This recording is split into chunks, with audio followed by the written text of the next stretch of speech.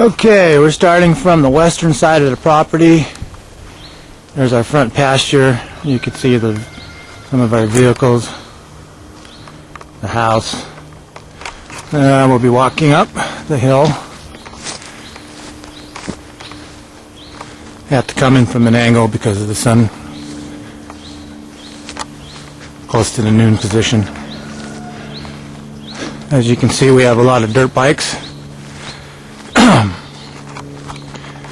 When the collapse comes, this is the most efficient mode of travel. Will be an off-road vehicle. And we're well situated with those. Snowmobiles for the winter time, dirt bikes for other times. The boat there has an alternator design. Okay, now if you're going to survive this thing, you're going to need a shop. This is my shop. TIG welder, MIG welder, stick welder, plasma torch, bandsaw, press, complement of tools. Of course, it helps if you know how to use them. Surface plate, shear brake and roll in the back, lift, work table, mill, lathe, machine tools in the toolbox.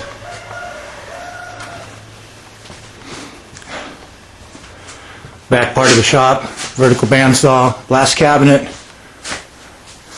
storage facilities, grinders. This is the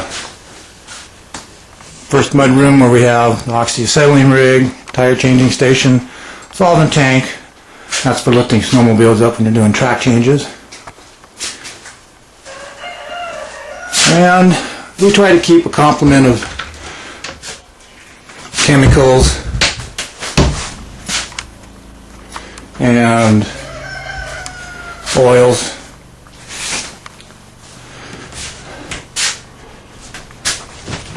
And I try not to use but this little stock.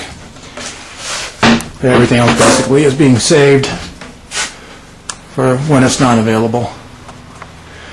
Car's got to have oil. Don't run without oil, don't run without gas. Alright. Go back out. This right here is an incubator for chickens and turkeys. That's the lathe. There's a better shot of the mill. Digital readout. Now we're going to the back part of the shop. This is my Connex. Everybody should have a container. This one houses the generator. There's the exhaust. Also makes a good awning. Inside the Connex is gas, diesel, propane, spare tires, parts, solar panel for the solar generator. There's the generator, 6,500 watt diesel. There's a 1,000 watt backup, cut-off saw, propane stove in case the electricity goes out, spare tires for the bikes, fuel drums, more spare parts, collection of helmets. Okay, this is the awning I was talking about. More bikes. Bicycles. Bicycles are going to be great because when gas is rare or impossible to find, this is the greatest mode of transportation you're going to have available to you. And so I would recommend everybody has bicycles. Okay, back to the barn. There's some turkeys. Those are for food. Breeding pen for chickens. Kind of a wood. We use quite a bit of wood, so we're in the business of stocking it up. And here's the chicken coop. We have about 20 We get about 15, 16 eggs a day, which we use for barter and trade. Dog pen at the Zoe, and Jack is laying down there, and the new puppies, and that's a view of the back pasture. So I'll go back around. Air compressor, got to have that if you got pneumatic tools.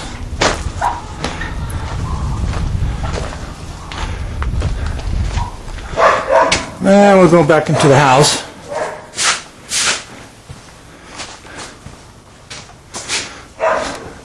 To the laundry room / pantry.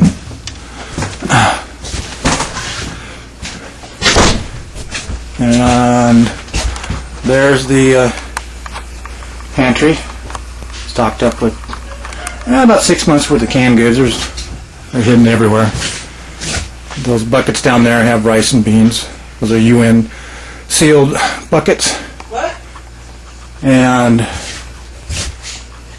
jars of jam. This is our freezer.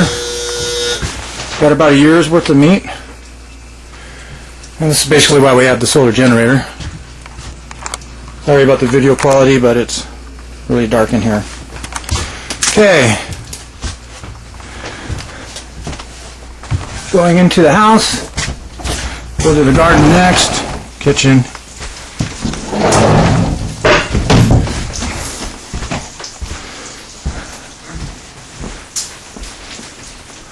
Living room. Fireplace is our only source of heat during the winter, while we burn 6 cords every season.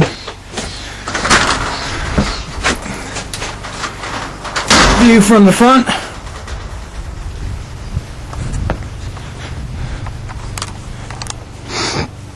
Going back to the garden.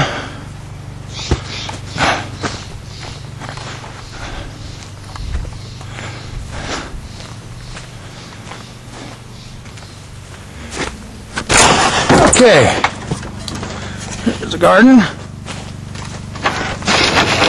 and this right there is the potato, onion, garlic, and asparagus patch. I just call it the spud patch. And they just sit there and grow potatoes, onions, and garlic, which is necessary for a balanced diet. I'm sure all of you know the health benefits of garlic. Those are watermelons and cantaloupes attempting to come up. Zucchini, squash, lots of peppers for salsa, and corn starting to come up. We had a kind of a long winter, so corn's just now starting to sprout. But it comes up like it always does. Those are tomatoes right there, and peas and beans. Balanced diet. Back there are the goats, doing what the goats do best, which is eat. And there's our back pasture. Right there's a view of Blue Mountain. 12 million acres of forest behind there. And we'll go to the part that everybody's going to want to see, which is the gun collection, and we'll do that next.